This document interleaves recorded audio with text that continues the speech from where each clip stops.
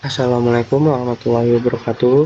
Perkenalkan, nama saya Ali Zaki Sihab dengan NIM 1323070. Kali ini saya akan mempresentasikan apa itu OSI layer.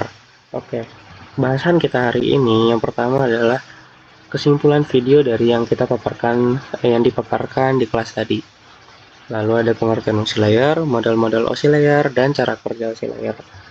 Oke, kita masuk ke kesimpulan video yang pertama. Video tadi menjelaskan OSI layer atau Open System Interconnection adalah model referensi jaringan yang terdiri dari 7 lapisan. Nah, ketujuh lapisan itu memiliki fungsi berbeda-beda, memiliki peran berbeda-beda. Kalau di video tadi diilustrasikannya itu seperti kereta yang berawal dari physical, dari application hingga physical, lalu dari physical hingga application lagi, seperti itu. Nanti saya jelaskan itu disebut dengan enkapsulasi dan dekapsulasi. Oke, kita masuk. Apa itu OSI layer? OSI layer adalah Open System Interconnection, diciptakan oleh ISO atau International Organization for Standardization, yang menyediakan kerangka logika terstruktur bagaimana proses komunikasi data berinteraksi melalui jaringan. ISO membuat suatu arsitektur komunikasi yang dikenal sebagai model OSI, yang mendefinisikan standar untuk menghubungkan komputer-komputer dari vendor yang berbeda. Selanjutnya ada 7 model OSI. Apa saja itu? Yang pertama ada physical layer, yang kedua ada data link layer, yang ketiga ada network layer, yang keempat ada transport layer, yang kelima ada session layer, yang keenam ada presentation layer, yang ketujuh ada application layer. Dari layer yang pertama hingga ketiga itu disebut dengan media layer. Yang 4 hingga 7 itu disebut dengan host layer. Nanti dijelaskan. Nah, di sini kita menjelaskan satu persatu dulu layer-layernya. Yang pertama ada physical layer. Apa itu physical layer? Di sini saya sudah mencantumkan rangkuman secara singkatnya. Nah, saya akan menjelaskannya lebih detail lagi. Nah, physical layer itu adalah lapisan terendah dari OSI. Nah, ini mencakup semua aspek fisik dari transmisi data seperti kabel, chip, dan sinyal listrik yang digunakan untuk mentransmisikan data. Di lapisan ini, data itu dalam bentuk frame diubah menjadi bit-bit yang dikirim melalui media transmisi fisik. Ya, contohnya seperti kabel tembaga, serap optik, atau gelombang radio. Nah, selanjutnya itu ada data link. Data link itu adalah lapisan yang bertanggung jawab untuk pengiriman data antar perangkat dalam satu jaringan lokal. Nah, di lapisan ini juga data yang telah dipaketkan di lapisan dia diubah menjadi frame dengan menambahkan alamat MAC. MAC-nya itu dari pengirim dan penerima. Selanjutnya, dia mengatur deteksi dan pemulihan kesalahan, serta mengatur akses media untuk menghindari tabrakan data di jaringan. Termasuknya itu seperti PPP atau Point-to-Point Protocol. Nah, selanjutnya ada Network Layer. Network Layer itu adalah untuk dia berfungsi sebagai pengalamatan. Dia untuk mengalamatkan dan pengiriman paket data di antara perangkat dalam jaringan. Di lapisan ini, data itu dipecah menjadi paket yang paket-paket menambah alamat dan dia menambah IP. Paket-paketnya itu diberikan IP penerima dan pengirim. Nah, lapisan ini tuh juga bertanggung jawab untuk menentukan jalur terbaik untuk mengirimkan datanya. Seperti pada tower yang ada di Indonesia. Towernya itu yang mana yang terdekat terlebih dahulu dikirim ke sini, lalu dikirim ke yang lebih dekatnya lagi, seperti itu. Selanjutnya ada transportasi atau disebut dengan transport layer, yaitu pengiriman data yang dapat diandalkan antar perangkat, yaitu lapisan ini membagi data menjadi segmen-segmen lebih kecil dan menambahkan informasi alamat port untuk mengarahkan data ke aplikasi yang tepat diterima. Oke, selanjutnya protokol yang sebagian besar digunakan itu adalah TCP dan UDP. TCP itu menawarkan koneksi yang dapat diandalkan dan menjamin pengiriman data. Kalau UDP digunakan untuk aplikasi yang membutuhkan kecepatan daripada keandalan. Lalu ada session layer, yaitu mengatur dan mengelola sesi komunikasi antara dua aplikasi. Ini mencakup dia mencakup pemeliharaan dan pengaturan sesi seperti membuka, mengekalkan, dan menutup komunikasi antara pengirim dan penerima. Lapisan ini memastikan bahwa data yang dikirim dari kiri dan kanan tetap terorganisir dan dapat dikelola dengan baik. Lalu ada presentation layer.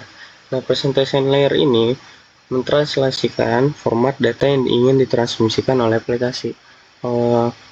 Data yang akan dikirim itu akan diubah menjadi seperti kode-kode. Kode-kodenya itu yang terenkripsi. Misalnya, saya mengirim WA ke teman saya. Nah, WA-nya itu misal halo.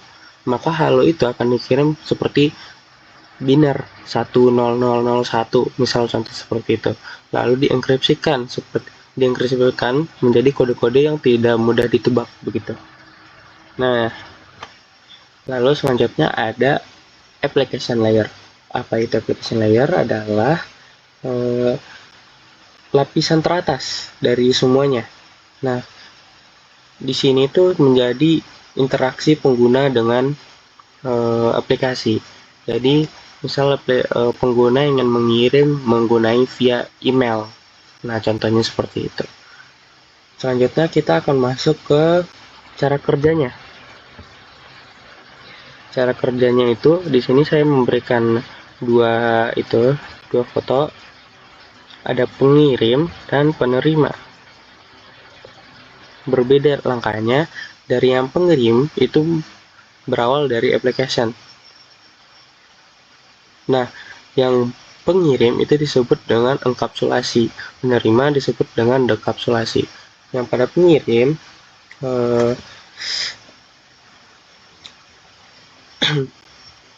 maaf, iya,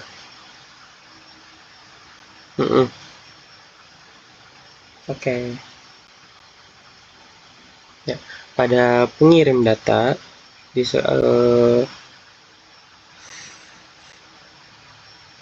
pada pengirim data ada application layer. Nah, di application layer ini, misal proses pengiriman email. Nah, dimulai dengan lapisan aplikasi. Di sini pengguna membuat email menggunakan aplikasi, misalnya Gmail atau Microsoft Outlook. Nah, pesannya yang dibuat siap untuk dikirim. Nah, ketika dikirim, itu masuk ke presentation. Presentation, data yang akan melewati lapisan presentasi, dia akan bertanggung jawab untuk mengubah data menjadi format yang dapat dibaca. Seperti yang saya jelaskan tadi, dia akan merubah seperti 01001. Nah, lalu dienkripsi. Contohnya itu seperti SSL atau TLS. Nah, selanjutnya ada session layer, yaitu pengelolaan hubungan komunikasi antara pengirim dan penerima dilakukan.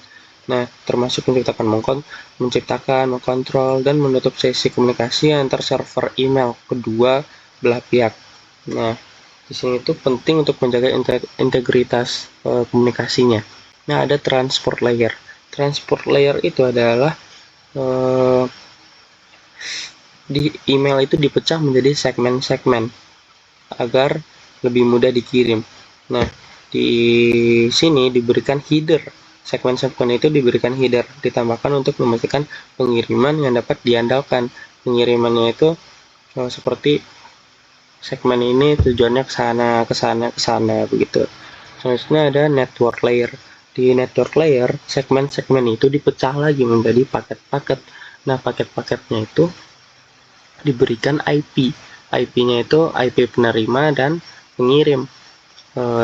Di sini juga di network layer itu dia juga berfungsi sebagai mencari tempat alur yang agar lebih efisien, misalnya dari tower ke tower yang lebih dekat. Selanjutnya ada data link. Di data link ini paket-paket diubah menjadi frame yang berisi alamat MAC pengirim dan penerima juga. Nah, dia memastikan bahwa paket-paket tersebut dapat dikirim ke perangkat lain. Lalu ada physical. Di physical, data dari lapisan data link diubah menjadi bit-bit yang dikirimkan melalui media fisik, seperti kabel atau gelombang radio. Nah, dari pengirim data sudah ada 7 layer. Lalu dia akan mengirimkan seperti misal kabel-kabel itu atau jaringan ke physical penerima. Itu disebut dengan dekapsulasi yang dari physical ke application. Jadi urutannya itu pengirim dari application ke physical, kalau penerima dari physical ke application. Nah, proses dari physical ke application itu disebut dengan dekapsulasi. Nah, contohnya itu seperti data udah mencapai tujuan, proses dekapsulasinya terjadi. Setiap lapisan header yang ditambahkan akan dihapus, sehingga data yang tersisa dapat dibaca oleh penerima. Melalui proses ini, data yang dikirim kembali diubah menjadi email yang dapat dibaca. Seperti tadi yang kode-kode itu, ujung-ujungnya dihapus, dibalikan lagi ke seperti semula. Begitu ya teman-teman. Mungkin sekian penjelasan OC layer dari saya. Terlebih dan terkurangnya mohon maaf. Wassalamualaikum warahmatullahi wabarakatuh.